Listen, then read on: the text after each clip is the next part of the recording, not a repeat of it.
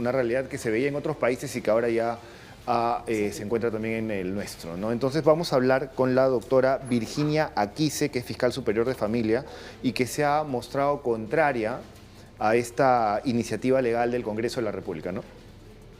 Y han emitido además un comunicado donde se han pronunciado sobre esta figura. Ya tenemos justamente en imágenes a la fiscal Virginia Aquise, a quien le damos la bienvenida. Buenas noches, gracias por estar con nosotros y para que justamente nos comente sobre la preocupación que existe en estos momentos desde el Ministerio Público sobre el debate de lo que ya ha sido aprobado en Comisión de Justicia. Es decir, ya pasó el debate en Comisión de Justicia, se necesita ser debatido en el Pleno, sí, claro, para que esto finalmente pueda ser una ley, ¿no? Y evidentemente remitirlo al Ejecutivo. Bueno, pero a ver, ha habido un pronunciamiento del Ministerio Público que ha rechazado este proyecto de ley en trámite ante el Congreso por vulnerar los compromisos internacionales de defensa y protección de los derechos de los niños y adolescentes, asumidos por el Estado peruano al suscribir sin observaciones, entre otros, la Convención de los Derechos del Niño del año 90. En tal sentido, el Perú tiene la obligación de aplicarla y garantizar la efectividad de todos los derechos reconocidos en ella a toda la población menor de edad del país. Sin duda un tema muy polémico, ¿no? Exactamente. Ahora sí, tenemos ya a nuestra invitada en imágenes. Perfecto. Buenas noches. Bienvenida a Buenas Nuevas, Malas Nuevas. Doctora, buenas noches. Muchas gracias por la entrevista. Bueno, ya hacíamos el contexto de lo que se ha aprobado en la Comisión de Justicia sobre hablar de responsabilidad penal, demandar a prisión a menores de 16 y 17 años que estén, digamos, involucrados en una serie de delitos. En términos generales, ¿cuál es la postura justamente de la Fiscalía de Familia? Bueno, la postura de los fiscales de familia es contraria a la aprobación de este proyecto de ley, por cuanto vulnera gravemente no solamente compromisos internacionales que el Perú ha suscrito y que constitucionalmente forman parte de nuestro derecho interno, ¿no? Como es la Convención de los Derechos del Niño, que es el instrumento más importante de protección y resguardo de los derechos de los niños y adolescentes. El Perú ha suscrito sin ningún reparo esta convención y por tanto se encuentra obligado a respetarla y a cumplirla. Y debemos recordar que justamente esta Convención de los Derechos del Niño ha marcado un avance en la identificación y reconocimiento plena de los niños y adolescentes como sujetos de derecho. Y creo que existe un desconocimiento lamentable de parte del Congreso o la Comisión de Justicia que ha aprobado este proyecto de ley, por cuanto, si bien es cierto, ellos dicen que lo hacen en aras de la seguridad ciudadana, y creo que todos estamos a favor de que se legisle a favor de la seguridad ciudadana, porque los niveles de inseguridad en que vivimos son lamentables. Nadie podría estar en contra de ello. Sin embargo, no tienen en cuenta que ya existen normas que reconocen responsabilidad penal a los adolescentes a partir de los 14 años. O sea, no es que no se les reprima y no estén exonerados de responsabilidad penal. Lo que pasa es que tienen una responsabilidad penal especial y que tienen que ser investigados y juzgados en un sistema penal juvenil especial, garantista, acusatorio, ¿no? Y que lamentablemente, a pesar de que ya está en vigencia el Código de Responsabilidad Penal de los Adolescentes desde el año 2017 y que se ha reglamentado en el año 2018 y que incluso hay varios cronogramas para su aplicación progresiva en diversos distritos judiciales, sin embargo, hasta ahora, hasta el 2024, no se está aplicando. Y eso no es por responsabilidad de la Fiscalía o del Poder Judicial,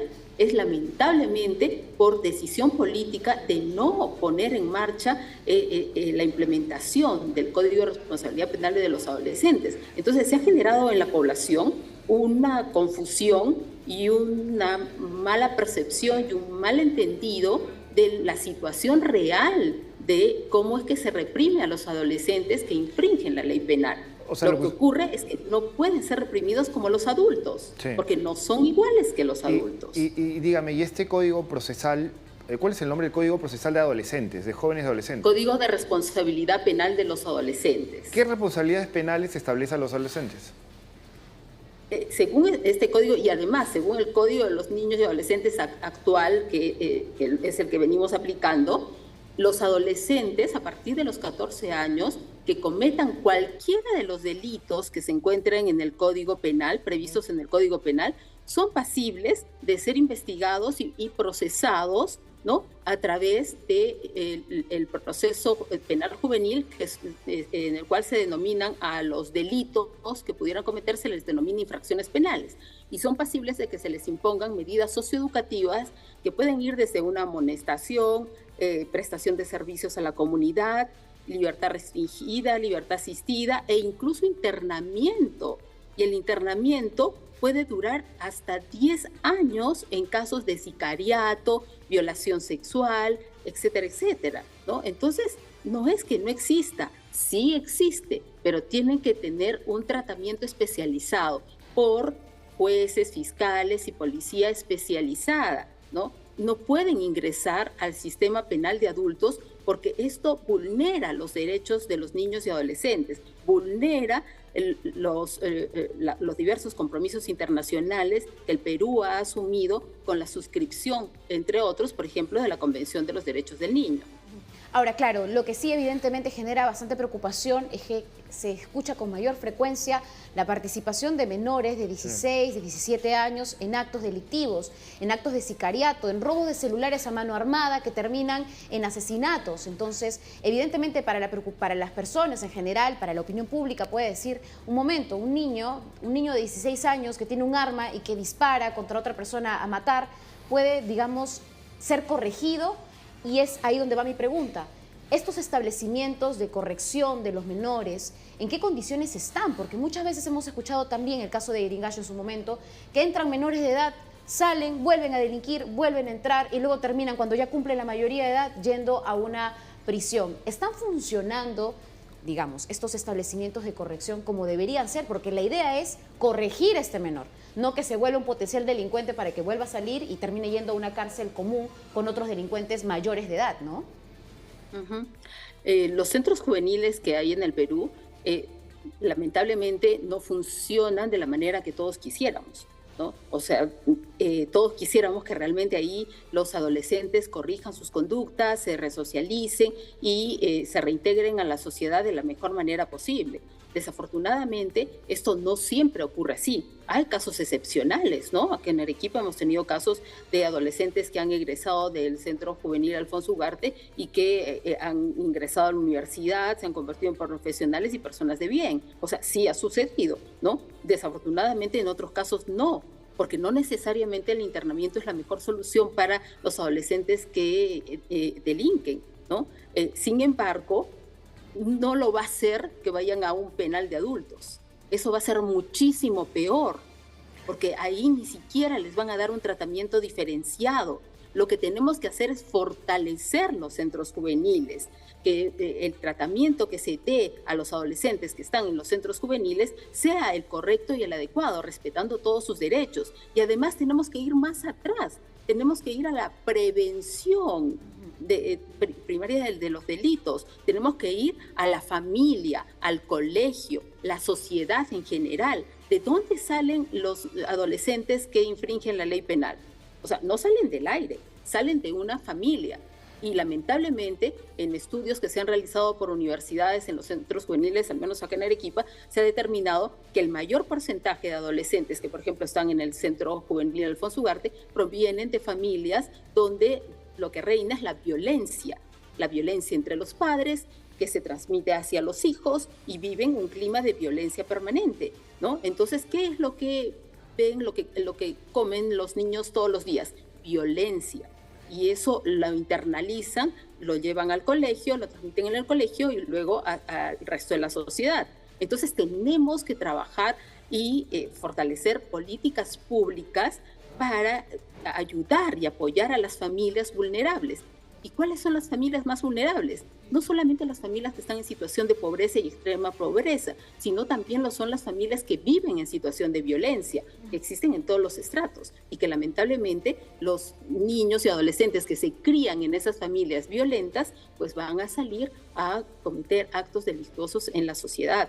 Entonces tenemos que cambiar la visión de la prevención estratégica que se debe tener para combatir la delincuencia. Lo que se está haciendo no nos está llevando camino a lograr ese objetivo. Ahora, doctora, usted habla de que frente a esta ley ya existe un código de responsabilidad juvenil, penal juvenil. Es así, ¿no es cierto?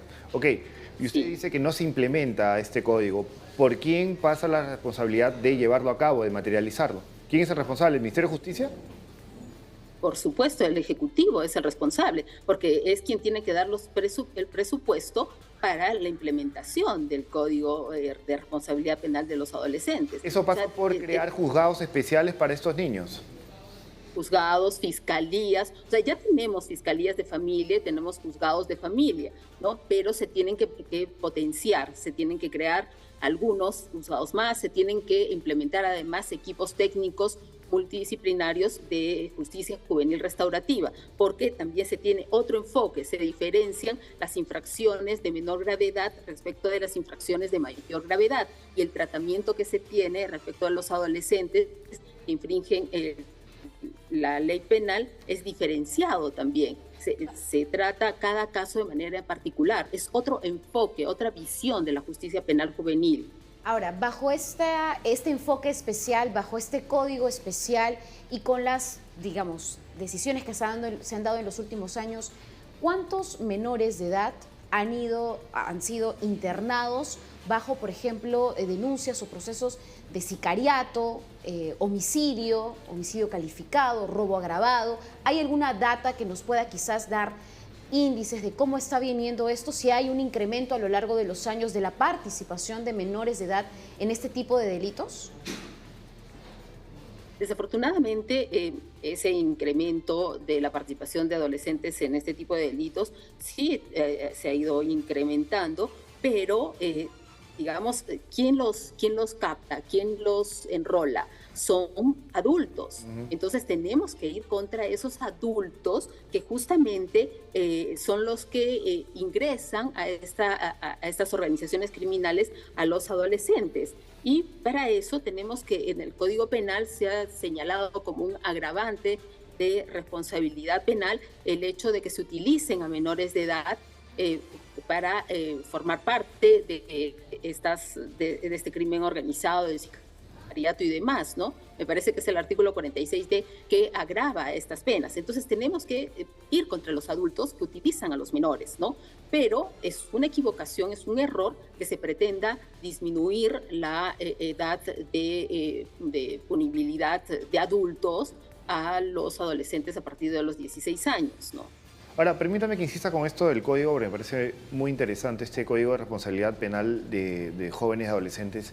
¿Ustedes han trasladado estas inquietudes al Ministerio de Justicia? Es decir, ¿han conversado con el ministro o con el encargado en ese sector para que se lleve a cabo esto? Porque claro, digamos, esta ley aparece y todo el mundo se acuerda de los adolescentes y esto, pero ya hay un código que puede ser implementado y que podría ser también un factor de contención, digamos, de esta problemática, ¿no? ¿Ustedes han conversado con el ministro de Justicia al respecto? En la Fiscalía existe una comisión encargada de la implementación del Código de Responsabilidad del Adolescente. Entiendo que han sostenido y vienen sosteniendo reuniones con el Ministerio de Justicia, el Poder Judicial. Como le digo, se vienen elaborando cronogramas de implementación desde hace varios años y lamentablemente se lleva a cabo. Ya falta un día para que se implemente y lo postergan otros 6 meses y así estamos, ¿no? Entonces estamos de cronograma en cronograma. Yo creo que lo que correspondería ahora es que el Congreso, ¿no?, haciendo uso de su labor fiscalizadora, que constitucionalmente la tiene, invoque y exija también al Ejecutivo para que se implemente de manera responsable este código, ¿no? Porque yo creo que va a contribuir muchísimo en el tratamiento de los adolescentes que infringen la ley penal.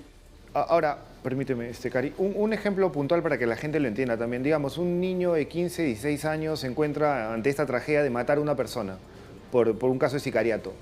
¿Cómo es procesado en ese código? ¿Cómo sería procesado en ese código este niño?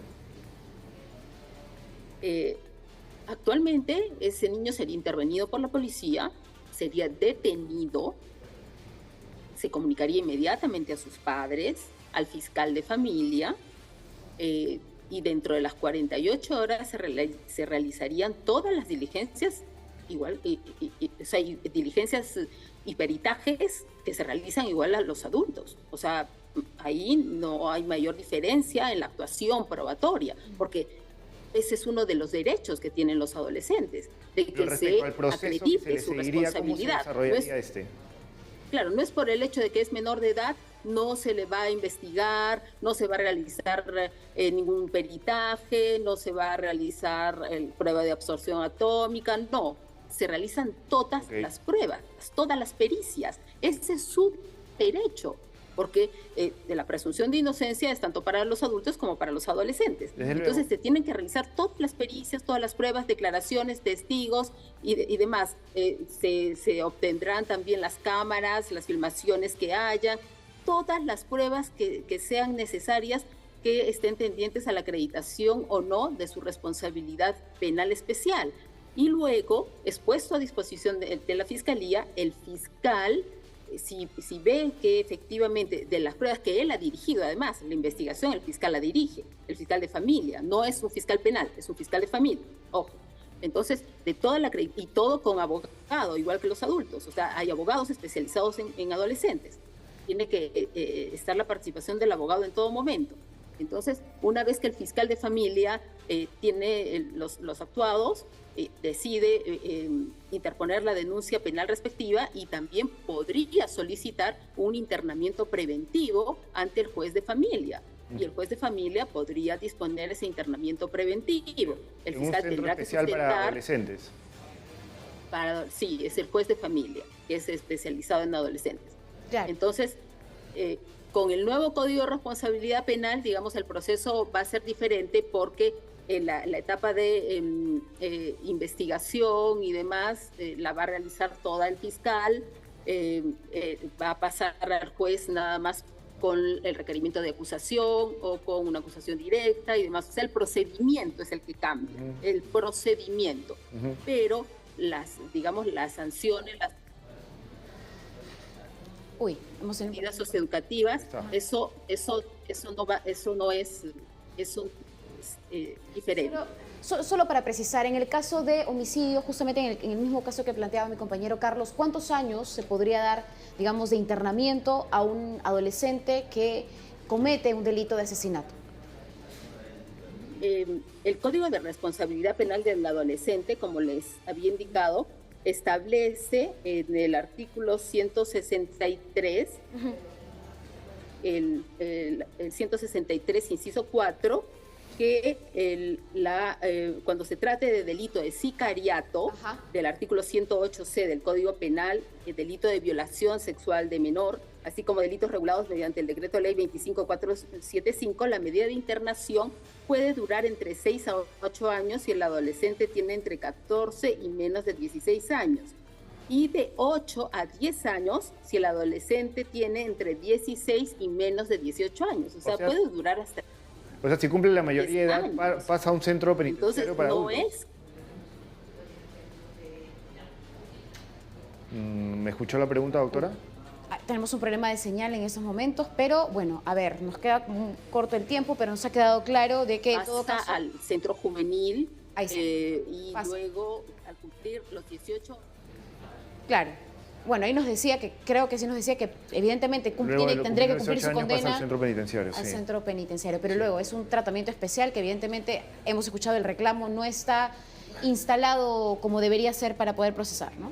Bueno, gracias a la doctora Aquise por esta entrevista. Y ahora, interesante lo del Código de Responsabilidad Penal Juvenil, ¿no? Porque si, digamos, nuestros padres de la patria, autores de esta ley, conocían de este código, y si conocían de este código, ¿por qué presentaron este proyecto de ley, no? Claro, lo que quieren es decir, ok, no vayan a un centro de corrección, un centro especial para jóvenes, sino de frente a una cárcel común con delincuentes mayores de edad, o sea, bajarle el tema de la edad, ¿no? Pero bueno, ahí está el debate, esto está en Comisión de Justicia y va a pasar al Pleno del Congreso y será materia de debate, por supuesto, de la próxima legislatura.